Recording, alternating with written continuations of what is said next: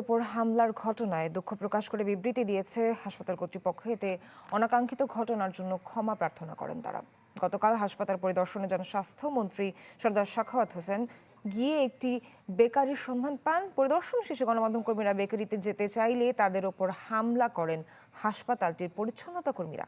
এতে কয়েকজন আহত হন। ক্যামেরা ভাঙচুর করা হয়েছে বলে অভিযোগ করেন সাংবাদিকরা। গেল বুধবার সকালে হাসপাতালটিতে 6 নবজাতকের মৃত্যু হয়। ঘটনার প্রেক্ষিতে গতকাল হাসপাতালটি পরিদর্শনে যান স্বাস্থ্যমন্ত্রী।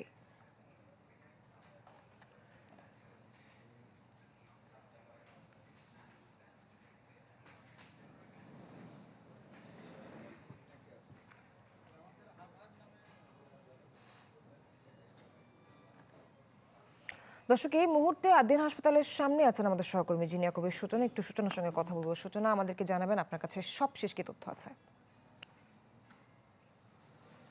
নাবিলা, আদ্দিন হাসপাতালে কিছুক্ষণের মধ্যে দক্ষিণ সিটি কর্পোরেশনের নির্বাহী ম্যাজিস্ট্রেট সহ একটি দল আসবে এবং তাদের যে নির্মাণ ত্রুটির কথা বারবার বলা হচ্ছে সেটি দেখতেই মূলত তারা আসছেন এবং কিছুক্ষণের মধ্যেই তারা আসবেন। আর আদ্দিন হাসপাতাল থেকে আমাদেরকে জানানো হয়েছে যে আজকে বিকেল 5টায় তাদের নিজস্ব একটি তদন্ত কমিটি করা হয়েছিল এই 6 নবজাতকের মৃত্যুর পরপরই, অর্থাৎ তারপরেই তাদের নিজস্ব, অর্থাৎ স্বাস্থ্য দপ্তর না, তাদের নিজস্ব একটি এই হাসপাতাল কর্তৃপক্ষের একটি তদন্তকারী দল এতদিন তদন্ত করেছেন এবং তারা সেই তদন্তকারী টিমের আজকে রিপোর্ট দেওয়ার কথা রয়েছে এবং সেটি নিয়ে বিকেল 5টায় তারা সংবাদ সম্মেলন করবেন।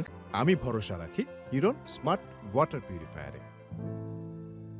এবং এই হাসপাতালটিতে আসলে গতকালকে যে ঘটনাটি ঘটেছিল, যে স্বাস্থ্য মন্ত্রণালয়ের স্বাস্থ্যমন্ত্রী এবং স্বাস্থ্য দপ্তরের মহাপরিচালক এবং আরও স্বাস্থ্য দপ্তরের অন্যান্য কর্মকর্তারা সহ এই হাসপাতাল পরিদর্শনের সময় এই হাসপাতালের উপরেই একটি বেকারি পাওয়া গিয়েছে, বাণিজ্যিক বেকারি আকিজের, এবং তারপরেই কিন্তু আসলে 6 নবজাতকের মৃত্যুর যে ঘটনাটি সেটি আসলে একেবারেই যে প্রাথমিক তদন্ত, সেখানে বারবার বলা হচ্ছিল যে শুধুমাত্র এসির গ্যাস লিকেজের জন্য না, সেখানে অন্য কোনো গ্যাসও বাইরে থেকে ঢুকতে পারে এবং ভেন্টিলেশনও হয়তো নেই, এবং সেই জায়গাটায় আসলে বেশ কিছু ত্রুটি পেয়েছে এবং বেশ কিছু অসঙ্গতি পেয়েছে স্বাস্থ্য মন্ত্রণালয়। এবং তখনই কিন্তু স্বাস্থ্যমন্ত্রী গণমাধ্যমকে বলেছেন যে এই বিষয়ে কোনো ধরনের ছাড় দেওয়া হবে না এবং কোনো কিছুই